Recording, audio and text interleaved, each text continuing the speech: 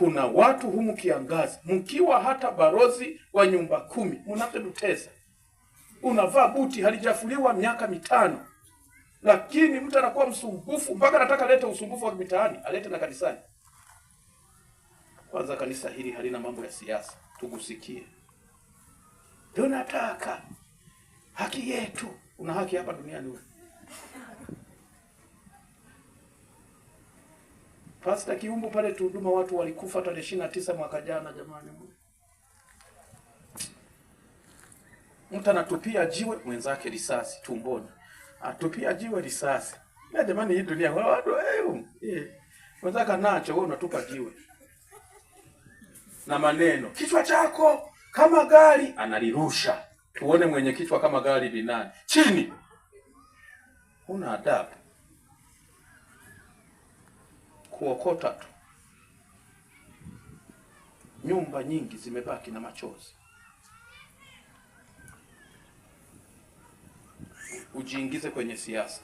Na ukishaingia tu kwenye siasa umekuwa mganga wa kienyeji tayari. Na we ni mchawi tunavyokuona. Maana lazima upambane ili ashindwe mwenzako wewe upite. Na roho ya ushindani yoyote inatoka kwa shetani. Na shetani ni baba yake na waganga wa kienyeji. Wanaopiga ramuni na kuwadanganya watu.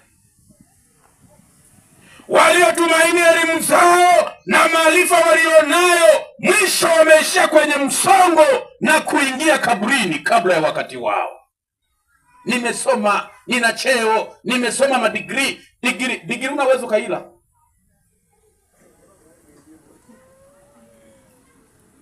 Na kwa kusoma kwako unataka kuhangaisha na watu, matumaini yako yote tumeweka kwenye elimu. Na kwambia rafiki, hayo yote yanapita. Wako wenye ma-PhD walilala kaburini hata kabla ya siku zao. Kuwa mnyenyekevu.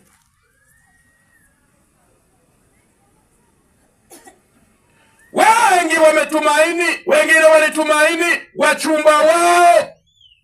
Na mwisho walivyoachwa na wachumba wao, walijinyonga na kunywa sumu.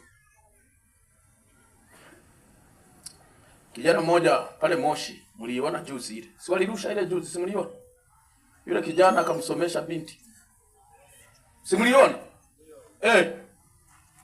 Kamsomesha mchumba wake, usome, uwe nesi daktari, unanidunga sindano na huku ninapokalia. Haya. Binti maisha magumu, kaenda kusoma. Jamaa anaendesha bodaboda, akipeleka marejesho zinazobaki anatuma chuoni.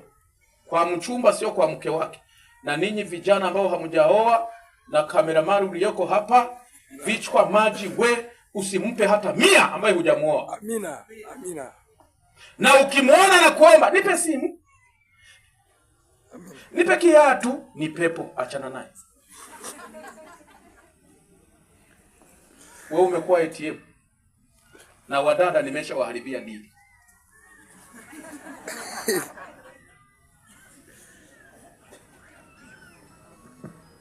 Binda nasoma, anaenda nasoma kila siku na begi, alivyomaliza akaajiriwa hospitali ya pale Same, hospitali ya wilaya.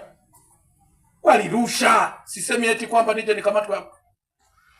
Tayari walivyofanya hivyo, rafiki, litokea changamoto alivyomaliza yule kijana. Sasa mchumba, ni muda wa kuoana na kuomba sasa ni kuowe. Yaani wewe ni bodaboda, hujafua jaketi lako wiki 3. Umuoe anayepokea hela za mama yetu mpendwa, Rais wa Jamhuri ya Muungano wa Tanzania. Akasema, toka hapa takataka wewe. Sikujui, nimepata aliyesoma ambaye ananukia. Wewe ni bodaboda ile sijui nini na nini. Najua alimjibu maneno mengi sana. Ondoka hapa. Toka, sio saizi yangu. Saizi yangu ni wachuoni. Unajua what is? Unajua? Bodaboda naijulia wapi? Akasema mimi ninachokijua ni kuendesha watu napeleka. Kama hujui hiyo, unitoke kabisa, toka. Kijana akajikoki. Akasema liwalo na liwe. Rafiki, siku sio ijua yule dada alichinjwa kama wanavyochinja kuku. Na ili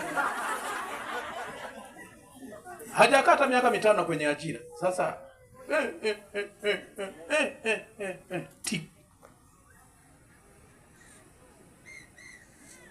tukose wote. Umeona akili za binadamu? Si ndio matumaini yako naweka kwake? Endelea. Tayari yule kijana, damu ya mtu ni nzito kuliko maji, kamata pingu. Wamemfunga sawa, ila binti amepatikana. Wako wengi leo matumaini yao kwa wachumba, matumaini yao kwa waliowapa ujauzito, matumaini yao kwa wazazi, matumaini yao kwa watoto wao. Wengine wanasomesha hapa watoto ili waweze kuja kuwasaidia, muwe matajiri, mununue ndege, mjenge nyumba kubwa. Hujasikia waliosema wanaua wazazi wao? Chinja kabisa, chinja baba yake na mchinja na weka hapa Mbeya tu pale. Chinja katakata ni mama, nimeua kuku ndani. Alimsomesha mpaka kamaliza na hela, akala na mbegu. Baada ya kwenda kupanda akasema ngoja nitoe hata mtoto akasome. Sikwambia usisomeshe watoto. Nakwambia hivi, weka matumaini kwa Yesu. Amina. Na watoto wako watangulize kwa Bwana. Walioweka matumaini kwa hivyo vitu vyote na watu wa dunia hii na mawazo yako ukawekeza kwa wanadamu, mwisho wao wamelia. Mchana wa leo ninakutia moyo, matumaini yako yaweke kwa Yesu Kristo. Bwana sifiwe. Bwana sifiwe. Achana na matumaini kwa waganga wa kienyeji. Achana na matumaini kwa wanadamu. Achana kuwa na tumaini kwa hirizi. Hilo hirizi muda wake umefika, utalia.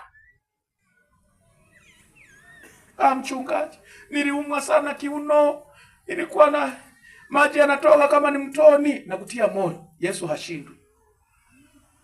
Mchungaji, mbona kama naona maombi hapa kanisani yamepungua? Yesu wa kanisa la Waadventista wa Sabato ndiye aliyeumba mbingu na nchi. Na siku ya 7 Sabato ya leo ndiyo siku maalumu ya kumwabudu ambayo aliiweka toka Edeni. Na kukumbusha, toka mwanadamu ameumbwa kamkabidhi Sabato.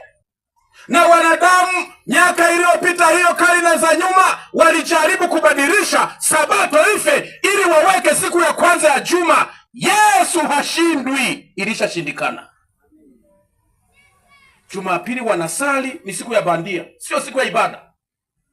Ni siku ya kwenda shambani kwa mujibu wa Biblia. Ni siku ya kwenda kufungua biashara kwa mujibu wa Biblia. Na ukimwambia rafiki, neno la Bwana linasema Sabato imesalia kwa tena ni raha kwa watu wake na ili wako kwa ajili ya mwanadamu, anasema hakuna. Mimi wazazi wangu nilikuta wanasali Jumapili. Matumaini yako umeweka kwa mwanadamu.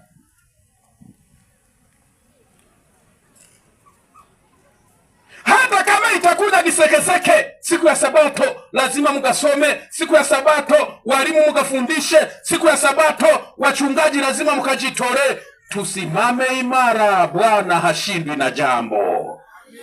Akiona nguvu huna, utalala.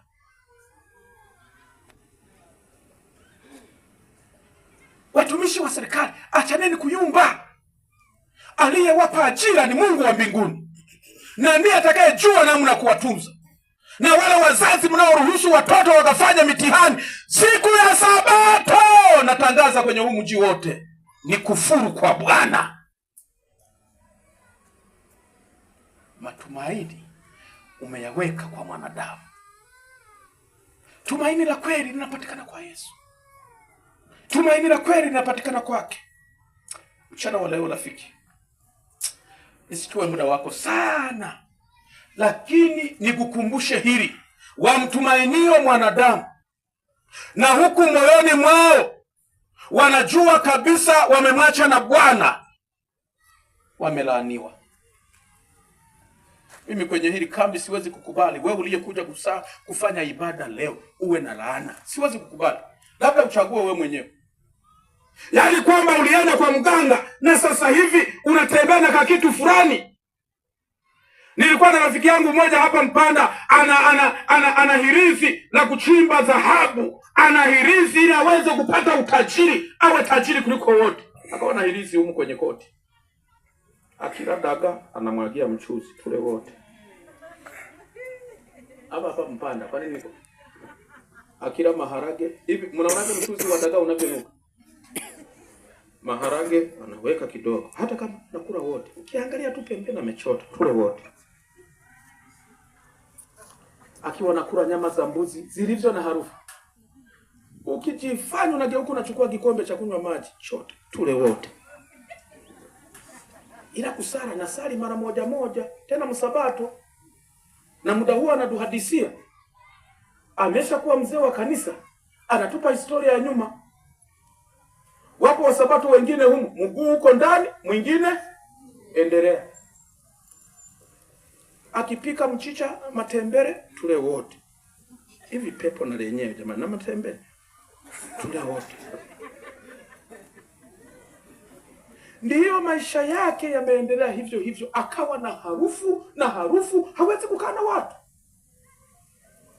Baadaye akakutana na neno lenye nguvu, linaloweza kuokoa, linaloweza kubadilisha, linaloweza kuhuisha. Akasema sitarudia tena, akajisalimisha, na tangu amejisalimisha na uchumi wake ukawa juu kwa jina la Bwana.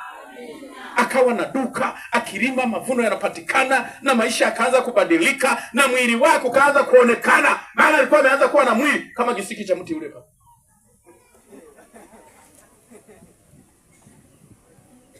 Katika Yesu kuna raha. Katika Yesu kuna baraka. Katika Yesu kuna furaha. Hutaishi kwa machale rafiki ukiwa na Yesu. Katika Yesu utaishi kwa kujiachia, ukijua hata ukidondoka chini, mbawa zake zinakubeba. Hata ukikutana na changamoto, utajua yuko Yesu msuluhishi. Hata akikupa changamoto, anakuandaa usije ukapotea. Katika Yesu kuna mafanikio. Hata mimi nimemwona Yesu. Wale waganga waliokuja wanakuja kutudanganya nyumbani kabla sijawa Mwadventista msabato, bahati yao ilikuwa sijakuwa vizuri. Wanabeba mbuzi, wanabeba kuku, sisi tunabaki na vya kukanyagia na vichwa. Kwato na kichwa, vitanisaidia nini? Tena majogoo anakuja na vijana wanaweka kwenye mfuko wanabeba. Sisi tunabaki na dawa, na zile dawa na nyingine ilikuwa ni majifu, mkaa. Mavi ya wanyama hao wa polini, akiokota kiasaga, hii ni komesha.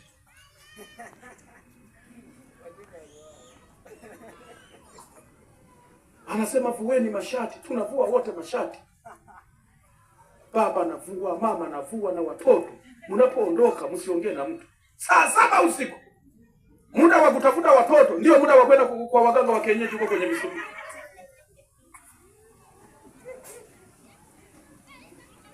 Najua na wewe hapo lishaliwa tena vya kutosha.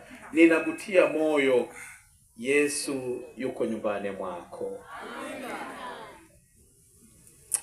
Mchana wa leo Yesu atusaidie. Bwana sifiwe. Yesu atusaidie. Hata kama ulienda, Mungu anakufahamu.